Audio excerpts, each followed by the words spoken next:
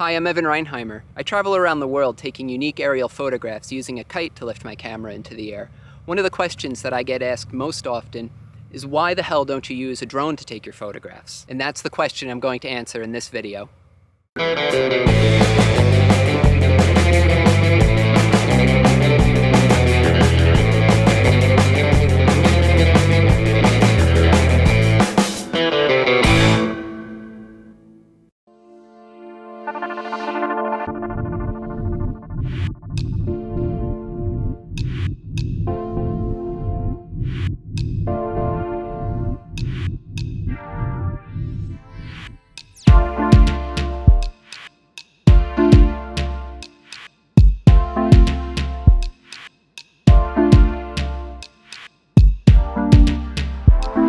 Thanks for watching.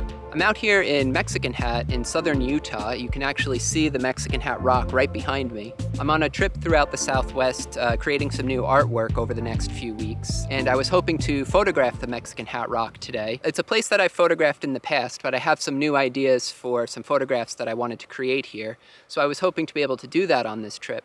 However, I got out here today and there's really no wind to speak of, so I'm unable to get my kite up into the air to be able to lift my camera to take the photograph that I was planning to take today. And as I'm standing here waiting and observing the wind, there is some passing breezes that come through every so often, but they only last for a few minutes and then completely die out, so it's really not that ideal for kite flying. Even if I were able to get my kite and camera up into the air, as soon as the wind died, they would come crashing into the ground, and I would wreck a really nice, expensive camera, and that's something that I don't feel like doing today. People ask me all the time, why do I use a kite to lift my camera into the air when drones are so readily available? I started developing my technique for kite aerial photography back when I was in college because I was really interested in aerial photography, but as a poor college kid, I had no money to rent an airplane or a helicopter to take photographs, but I always loved flying kites. And then one day it just kind of hit me that I bet there was a way I could use one of my kites to get my camera up into the air and take aerial photographs that way. So I started experimenting with different ways to do this. In doing so, I found that I was able to reach a much more unique airspace using a kite than I would be able to if I were in an airplane or a helicopter, because I was able to get my camera up off the ground, obviously, but a lot lower and closer than an airplane or helicopter could fly. And at the time, this in-between vantage point was a difficult area to reach by any other means. So that's kind of how this whole thing started for me. I've come to really enjoy the process of enjoying the natural element of the wind to lift my camera.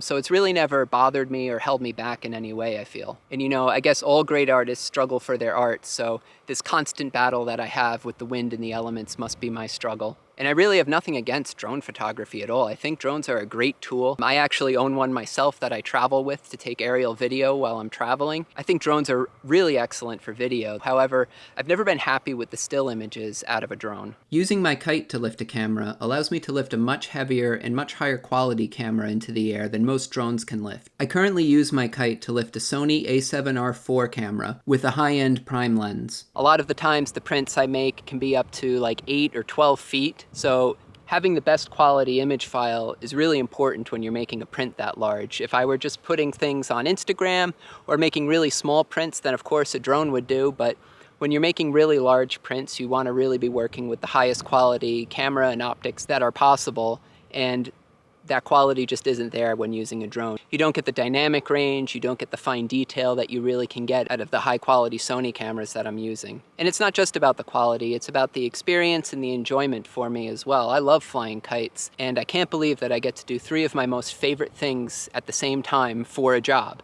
I get to travel the world, I get to fly kites, and I get to take pictures. So to me, it really doesn't get any better than that. And yes, it would be much easier for me to use a drone, but it's not just about the ease. It's kind of like asking a painter who works in watercolor, why do you use watercolor when acrylic paint is so much easier to use? It's not just about the ease, it's about the process, about the look, about the feel of the artwork. Drones are also regulated and restricted in many places around the world, whereas kites are welcome just about everywhere. My work has taken me around the world several times over. I have work from the Arctic to the tropics and everywhere in between. I've done my kite aerial photography on every continent except for Antarctica, just because I haven't been there yet. But I would like to go someday. But just to say that I've done kite aerial photography on every continent, I think would be a neat, stupid little bragging right to have.